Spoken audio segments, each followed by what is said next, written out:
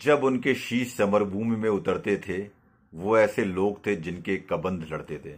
नमस्कार मित्रों, मेरा नाम संजय सिंह और ये जो पंक्तियां हैं ये कुमार शिवजी ने लिखी हैं अप्रतिम वीर गोरा और बादल के बारे में। और इन पंक्तियों से आप समझ चुके होंगे कि वो कितने पराक्रमी थे, जिसकी कल्पना करना भी हमारे बस की बात नहीं है। और ये हमारा दुर्भाग्य है कि भारत माँ के ऐसे ऐसे सपूत हैं, ऐसे ऐसे माणिक्य हैं कि जिनके बारे में जानने का हमें कभी अवसर नहीं मिला। तो गोरा और बादल दो ऐसे ही महान वीर थे, क्योंकि राजस्थान में अगर हम सुनते हैं तो वीर अप्रतिम महाराणा प्रताप के अलावा किसी भी वीर का नाम जन जन तक नहीं पहुंचा है और नहीं सुनने में आता है।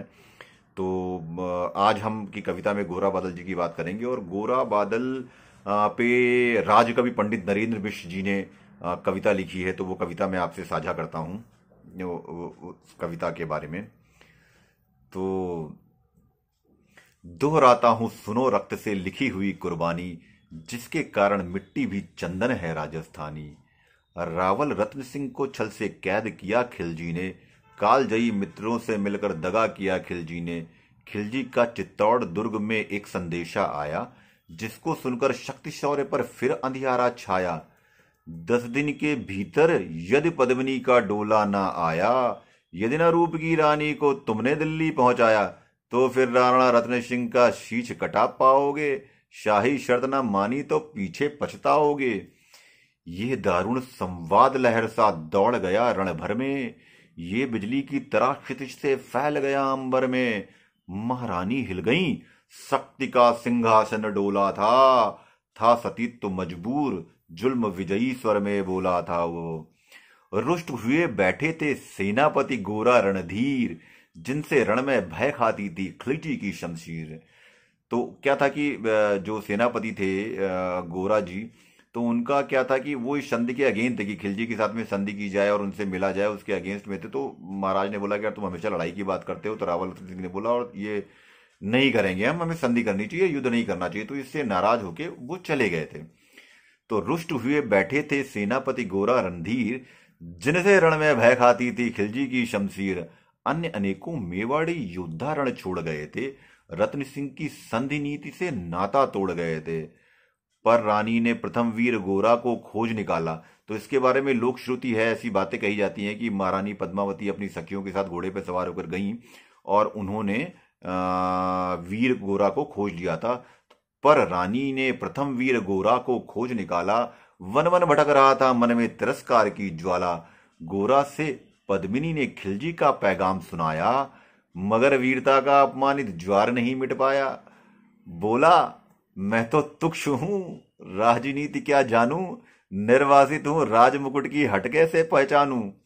बोली पद्मिनी समय नहीं है वीर क्रोध करने का, अगर धरा की आन मिट गई घाव नहीं भरने का।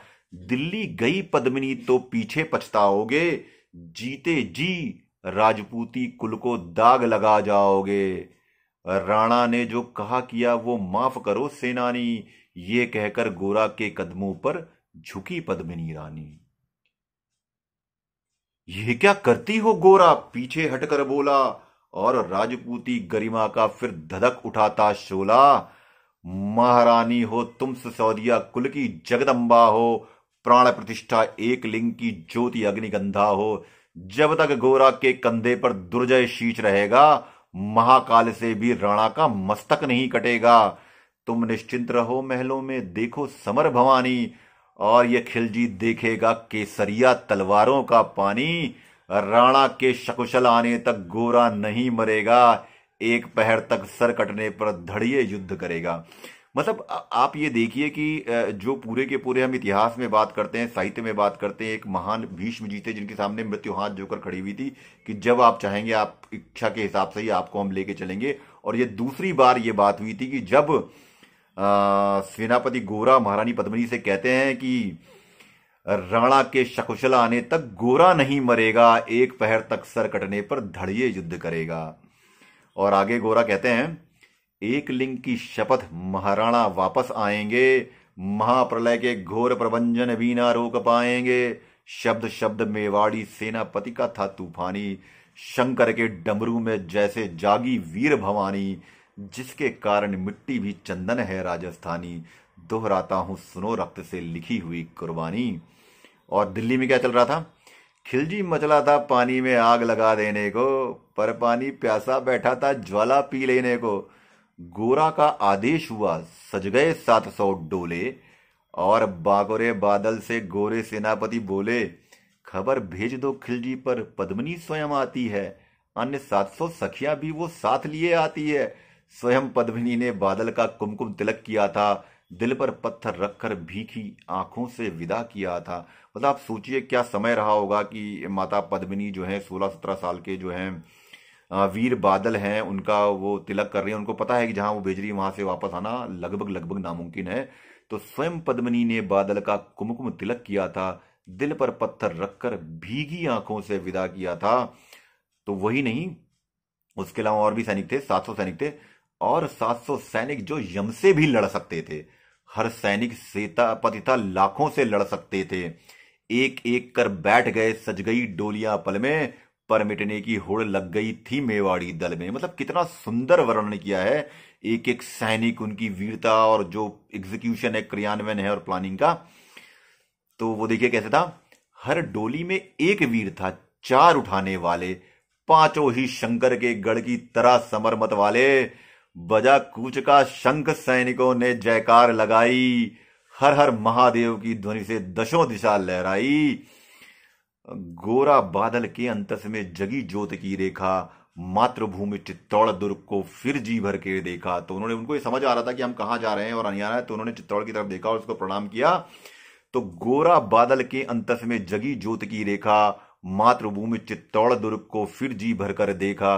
कर अंतिम प्रणाम, चढ़े घोड़ों पर सुबट अभिमानी, देशभक्त की निकल पड़े लिखने वो अमर कहानी, जिसके कारण मिट्टी भी चंदन है राजस्थानी, दोहराता हूं सुनो रक्त से लिखी हुई कुर्बानी। तो दिल्ली में क्या होता है, जा पहुंची डोलियां एक दिन खिलजी की सरहद में, उधर दूत भी जा पहुंचा खिलजी के रंग महल में। बोला शहंशाह, पद्मिनी मलिका बनने आई है, रानी अपने साथ हुस्न की कलियां भी लाई है। एक मगर फरियाद उसकी फकत पूरी करवा दो, राणा रत्न सिंह से एक बार मिलवा दो। खिलजी उछल पड़ा, कह फौरन यह हुक्म दिया था, बड़े शौक से मिलने का शाही फरमान दिया था। वो शाही फरमान दूत ने गोरा तक पहुंचाया। गोरा झूम उठे, उस क्षण बादल को पास बुलाया। बोले बेटा, वक्त आ गया अब कट मरने का, मातृभूमि मेवाड़ धरा का दूध सफल करने का। ये लोहार पद्मिनी भेष में बंदी गृह जाएगा, केवल 10 डोलियां लिए गोरा पीछे धाएगा। ये बंधन काटेगा, हम राणा को मुक्त करेंगे, घुड़सवार कुछ उधर आड़ में ही तैयार रहेंगे। जैसे ही राणा आए वो सब आंधी बन जाएं, और उन्हें चित्तौड़ दुर्ग पर वो सकुशल पहुंचाएं। अगर भेद खुल जाए वीर तो पल की देर न करना, और शाही सेना पहुंचे तो फिर बढ़कर रण करना। राणा जाए जिधर शत्रु को उधर न बढ़ने देना।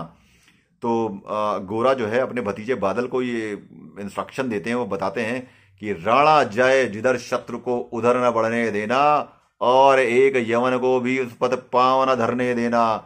मेरे लाल लाडले बादल, आन न जाने पाए, तिल तिल कट मरना मेवाड़ी मान न जाने पाए। और फिर क्या सुंदर उत्तर भतीजा बादल देता है अपने काका को, ऐसा ही होगा काका, राजपूती अमर रहेगी, बादल की मिट्टी में भी गौरव की गंध रहेगी। तो फिर आ बेटा बादल, सीने से तुझे लगा लूं, हो न सके शायद अब मिलन, अंतिम लाड लगा लूं। ये कह बाहों में भर कर को बादल को गले लगाया, धरती कांप गई अंबर का अंतस मन भर आया। मतलब क्या सिनारियो रहा होगा कि जहां वो जा रहे हैं उनको पता है कि वापस नहीं आना है चाचा भतीजा को, और वो फिर भी गोरा और बादल। तो ये कहकर बाहों में भरकर बादल को गले लगाया, ये कह बाहों में भरकर बादल को गले लगाया, धरती कांप गई अंबर का अंतस मन भर आया। सावधान कह पुनः पथ पर बड़े गोरा सेनानी, पोंछ लिया झट से मुड़कर बूढ़ी आंखों का पानी, जिसके कारण मिट्टी भी चंदन है राजस्थानी, दोहराता हूं सुनो रक्त से लिखी हुई कुर्बानी। उसके बाद आगे योजना का क्रियान्वयन देखिए कैसे हो रहा है इन पंक्तियों में। गोरा की चातुरी चली, राणा के बंधन काटे, छांट छांट कर शहरी पहरेदारों के सर काटे। लिपट गए गोरा से राणा, गलती पर पछताए, सेनापति की नमक हलाली देख नयन भराए। पर खिलजी का सेनापति पहले से ही शंकित था। उसको शक हो गया था कि यार ये लोग राजपूत लोग इतनी आसानी से कुछ भी मानने वाले नहीं है। पद्मिनी आ रही हैं और वो कैसे पॉसिबल है, ये कैसे अपने यहाँ की स्त्रियों को भेज देंगे, तो ये बिल्कुल संभव नहीं। तो उसको डाउट था पहले से ही। तो पर खिलजी का सेनापति पहले से ही शंकित था। वो मेवाड़ी चट्टानी वीरों से आतंकित था। जब उसने लिया समझ पद्मिनी नहीं आई है, मेवाड़ी सेना खिलजी की मौत साथ लाई है, पहले से तैयार सैन्य दल को उसने ललकारा। निकल पड़ा टिड्डी दल, रण का बजने लगा नगाड़ा। दृष्ट फिरी गोरा की मानी, राणा को समझाया, रण मतवाले को रोका, जबरन चित्तौड़ पटाया। राणा चले तभी शाही सेना लहरा कर आई, खिलजी की लाखों नंगी तलवारें पड़ी दिखाई। खिलजी ललकारा दुश्मन को, भाग न जाने देना, रत्न सिंह का शीश काट कर ही वीरों दम लेना। टूट पड़ो मेवारी शेरों, बादल सिंह ललकारा, हर हर महादेव का गूंजा नरवेदी जयकारा। निकल डोलियों से मेवाड़ी, बिजली लगी चमकने, काली का खप्पर भरने, तलवारें लगी खटकने। राणा के पथ पर शाही सेनापति तनिक खड़ा था, पर उस पर तो गोरा हिमगिर सा अड़ा खड़ा था। कहा, जफर से एक कदम भी आगे बढ़ न सकोगे, यदि आदेश न माना तो तुम कुत्ते की मौत मरोगे। रत्न सिंह तो दूर, न उनकी छाया तुम्हें मिलेगी, दिल्ली की भीषण सेना की होली अभी जलेगी। ये कह के महाकाल बन गोरा रण में हुंकारा, लगा काटने शीश वही समर में रक्त की धारा। खिलजी की असंख्य सेना से गोरा घिरे हुए थे, लेकिन मानो वो रण में मृत्युंजय बने हुए थे। पुण्य प्रकाशित होता है जैसे अगणित पापों से, फूल खिला रहता है असंख्य कांटों के संतापों से।